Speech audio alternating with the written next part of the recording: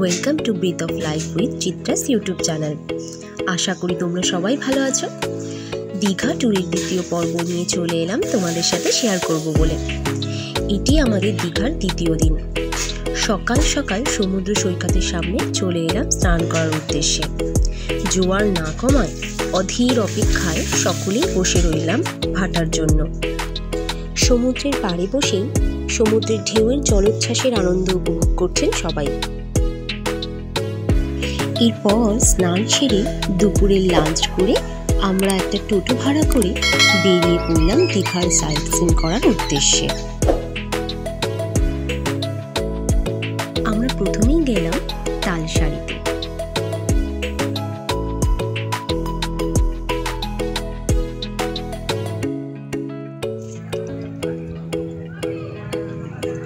এই হচ্ছে তালসারি। তো আমরা এখন দুপুরেই চলে এসেছি। সবাই সকালের দিকে আসে এখানে, কিন্তু আমরা দুপুরে এখন বাজে 2:40। তো এখন এখানে চলে এসেছি। ভালো একটু গরম আছে, আর রোদ, প্রচণ্ড রোদ ছিল। এখন একটু আকাশে মেঘ রয়েছে বলে একটু সামান্য গরমটা কম, রোদটাও একটু কম।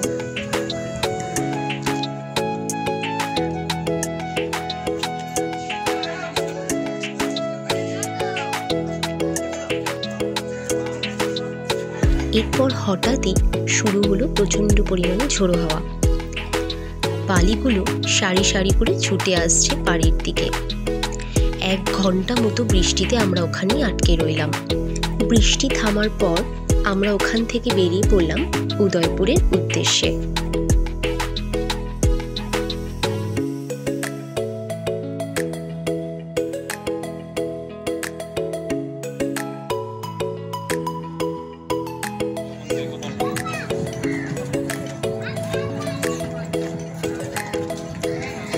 এখানে স্কুটি ও বাইক রাইডিংয়ের ব্যবস্থা আছে।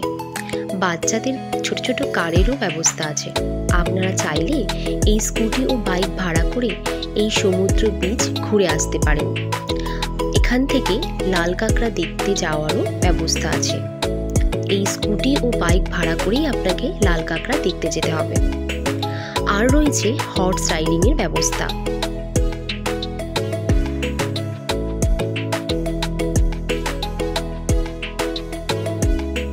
বিকেলবেলা সমুদ্রের পাড়ে হাঁটতে বেশ ভালো লাগে। এক মনোরম পরিবেশ, আর বৃষ্টি হওয়ার পর তো আরোই সুন্দর লাগে সমুদ্রটাকে দেখতে। শুরু হলো মেয়ের বায়না আইসক্রিম খাওয়ার, তাই তাকে তো আইসক্রিম কিনে দিতেই হবে। বেশ মজা করে খাচ্ছিল আইসক্রিম।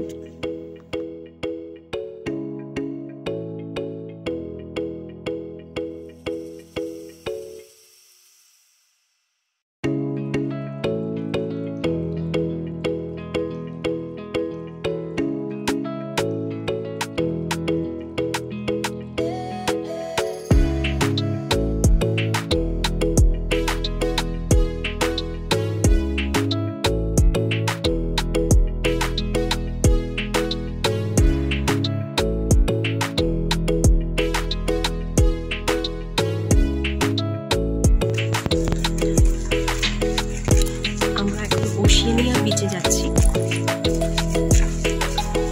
এটা হচ্ছে ওশেনিয়া বিচ।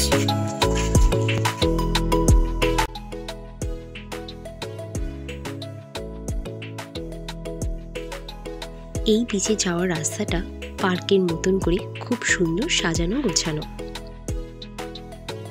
আপনারা চাইলে এই বসার জায়গাতে বসে কিছুটা সময়ও কাটিয়ে নিতে পারেন।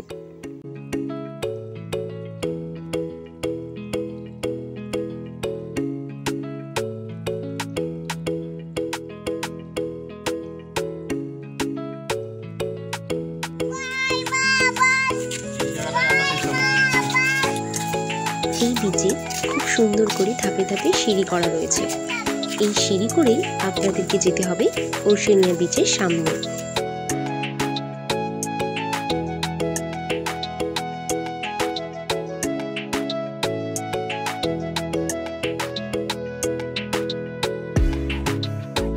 চারিপাশে ঝাউবন, আর ঝাউবনের মাঝে মাঝে ক্যাকটাসের সমাগম।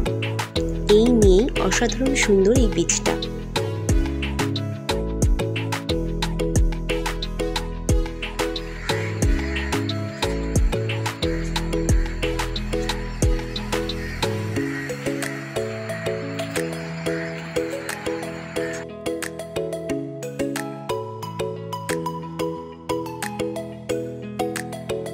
এর পরবর্তী ঘোরার স্পট হলো আমাদের দীঘার বিজ্ঞান কেন্দ্র। তো চলে এলাম জাতীয় বিজ্ঞান শিবিরে।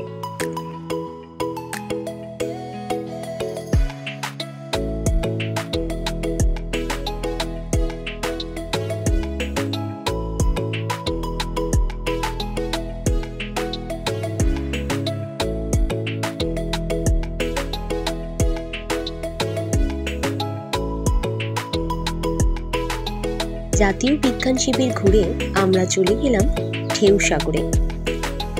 ঢেউ সাগর পার্কটি এত সুন্দর করে বানানো যে পুরো সন্ধেটা আপনাদের ওখানে কেটে যাবে।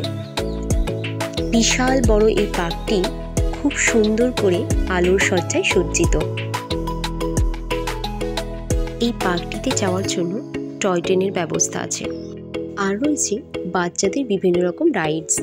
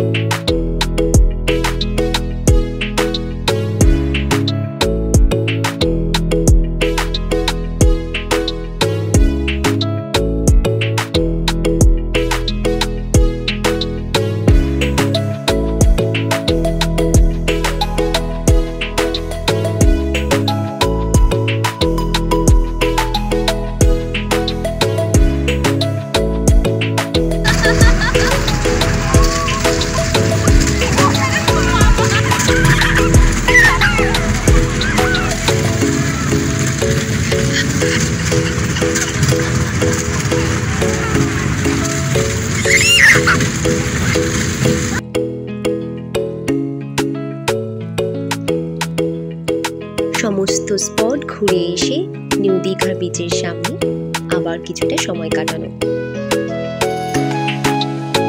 আমরা ছিলাম নিউ দীঘার হোটেল সি পার্ক 1-এ।